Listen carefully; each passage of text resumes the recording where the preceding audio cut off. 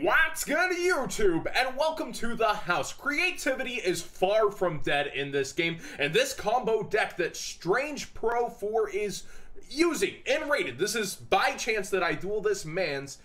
He has over 1,000 rating, and he makes this just look so good. Let's go ahead and watch his plays, and I'll fast forward a little bit and pause here and there where I think there might be some explanation needed.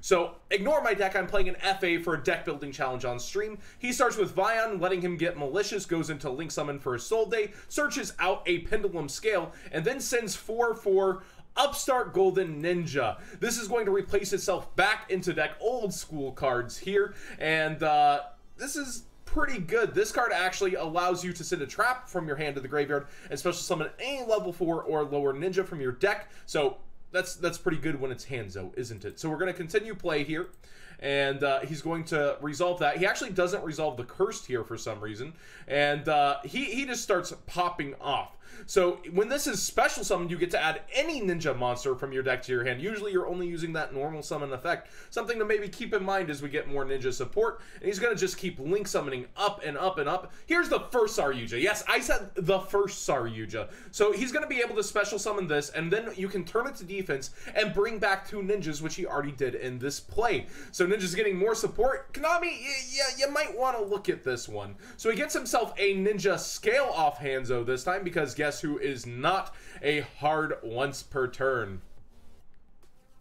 Okay, all right, we're gonna keep going. And then DDR is going to bring back Malicious, and whoa, there's 4 different names. Oh, another Saryuja. Yes, this is fine. Saryuja also not a hard once per turn. And now Summoner Monk is going to do loops to get all 3 out of deck, because it can get itself as well with Divine Sword, Phoenix Blade, and the ninjas that were used here. And the final one, I believe, gets him Armageddon Knight. Yes, Armageddon Knight's going to pop out. Yes, he can use his effect when he is summoned in any way, shape, or form. He sends Zephyros, which is going to give him a bounce here. This is just such a combo-heavy deck. Try to keep track. Oh, he also noted to me that at some point he should have made a Heroic Challenger with 4 materials, which would have been very, very strong against me. But he ends up not doing that, and all right, we're gonna fast forward and see what I'm given. I'm given Empowerment, which actually can be utilized in his deck. It is not dead in his deck, but is likely dead in other decks. And now he has a Waterfront for a free Gamma Seal for several negates on board. Kind of a cool place that we're headed here. And he actually ends up sending his Imperial Order with Curious and Mills 3.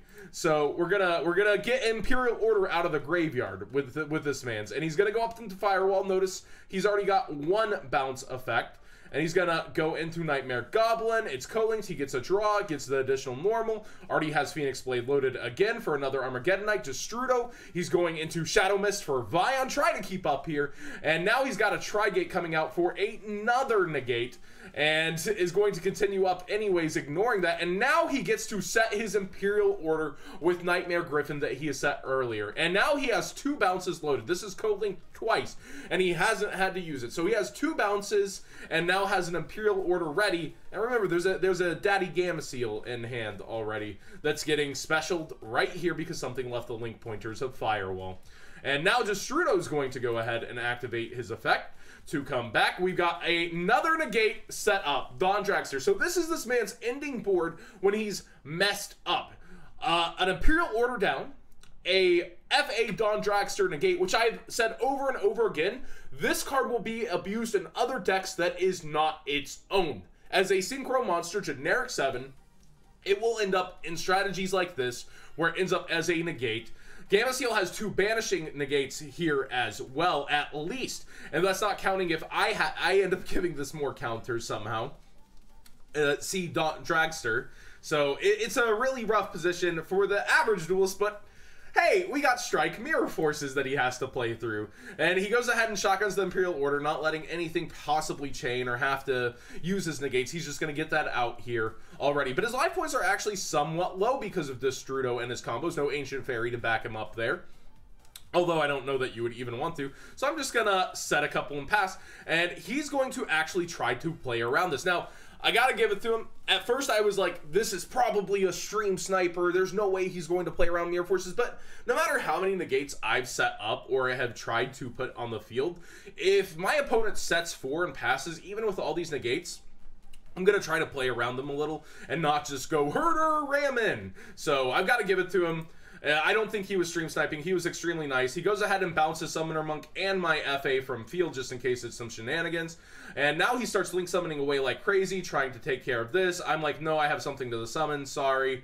I can take care of that. He recovers his cost. It was just a quick interaction before I could do this. And now he goes into Hanzo and gets his card, and he's going in because this has it's kind of interesting, and another reason why I thought he might be sniping.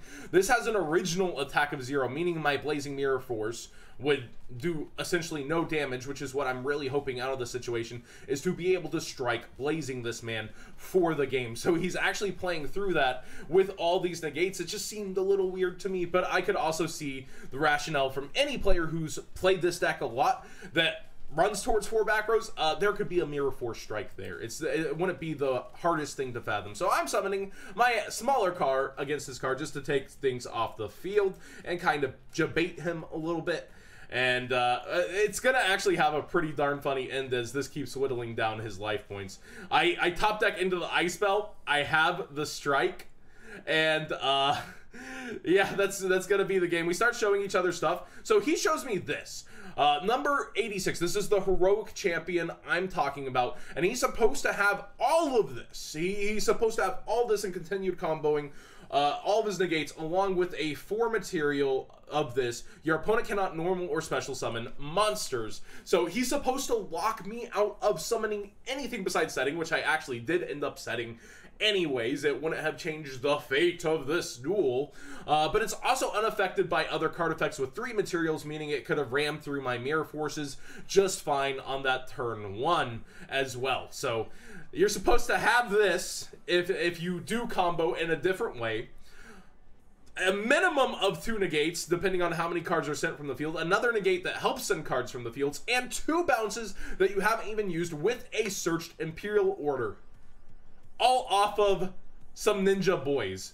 This is where I think originality really shines in Yu-Gi-Oh! But we do see our consistent problem card here powering this entire combo, Firewall Dragon. And another card coming back from the past, from the DDT days, used to cover cost over and over again, Divine Sword Phoenix Blade, showing that it's more than just one deck like Goki's that this can fit into, and we're supposed to be getting ninja support further down the line here.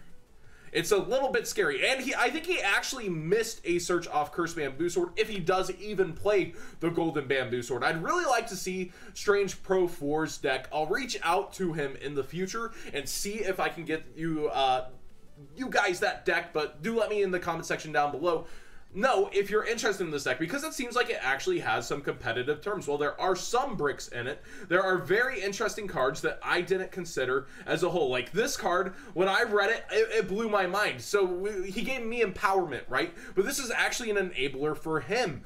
Monster effect, once per turn, you can discard 1 card and target a warrior or spellcaster type monster with 2,000 or less attack in your graveyard, special summon it in defense position. This is actually just another way, a pendulum scale as well, for him to get Summoner Monk going. And by the way, I used to think Summoner Monk had some kind of special restriction, but no, it just cannot be tributed. That's his restriction. While this face-up card's on the field, it cannot be tributed, which, hey, that could be good, but I remember that actually being a problem because you can't crush card him. But what do you guys think of a strategy like this? It feels like it's playing some bricks, right? But the fact that it's so easily able to perform, he's consistently doing this in rated if he's got this kind of a rating.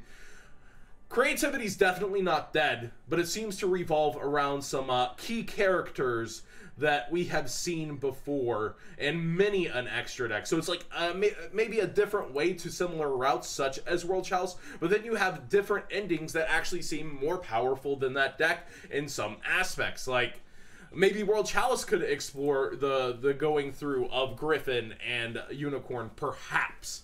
But tell me what you think of this deck.